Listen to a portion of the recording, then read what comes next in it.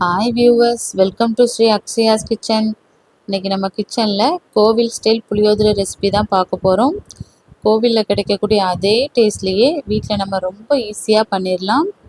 இதுக்காக நம்ம தனியாக சாதம் வடிக்கணும், புளி காய்ச்சணுங்கிற அவசியமே இல்லை. நம்ம இன்றைக்கி ஒன் பார்ட் ரெசிபியாக தான் பண்ண போகிறோம். சின்ன சின்ன டிப்ஸ் மட்டும் ஃபாலோ பண்ணாலே போதும், ரொம்ப ஈஸியாக பண்ணிடலாம். எப்படி பண்ணலான்னு பார்க்கலாமா? புளியோதரை பண்ணுறதுக்கு ஃபஸ்ட்டு ஒரு பவுட்ரு ஒன்று நம்ம ரெடி பண்ணி எடுத்துக்கலாம்.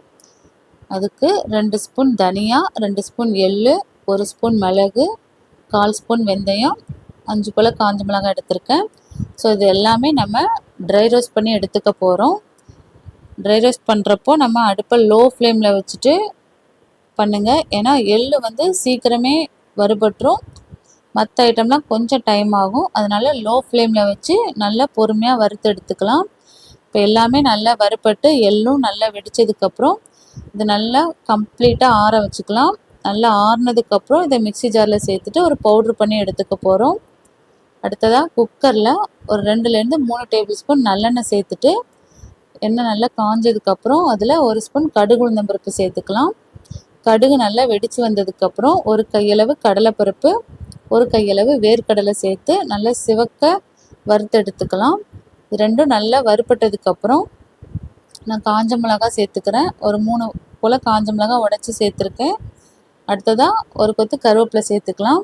இது ரெண்டும் நல்லா பொரிஞ்சு வந்ததுக்கப்புறம் ஆல்ரெடி நம்ம பவுட்ரு பண்ணி வச்சுருந்தோம் இல்லையா, அந்த பவுட்ரு இதோடு சேர்த்து ஒரு தடவை கலந்து விட்டுக்கலாம். அடுத்து இதில் 1 ஸ்பூன் மஞ்சள் தூள், 1 ஸ்பூன் பெருங்காயத்தூளும் சேர்த்துக்க போகிறோம். சேர்த்துட்டு நம்ம புளிக்கரைசல் ஆட் பண்ண போகிறோம். ஆல்ரெடி நான் இன்றைக்கி ஒரு சின்னதாக லெமன் சைஸ் அளவில் புளியை கரைச்சி எடுத்து வச்சுருக்கேன். ஸோ புளி தண்ணியோட தண்ணியும் கலந்து தான் நம்ம ஆட் பண்ண போகிறோம்.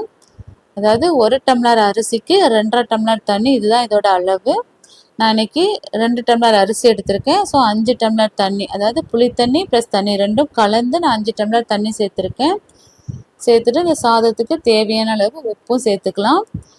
சேர்த்ததுக்கப்புறம் நம்ம கழுவி வச்சுருந்த அரிசியும் இதோடு சேர்த்துட்டு நல்லா கலந்து விட்டு இந்த ஸ்டேஜில் உப்பு, காரம், புளிப்பு எல்லாமே கரெக்டாக இருக்கான்னு செக் பண்ணி பார்த்துக்கலாம்.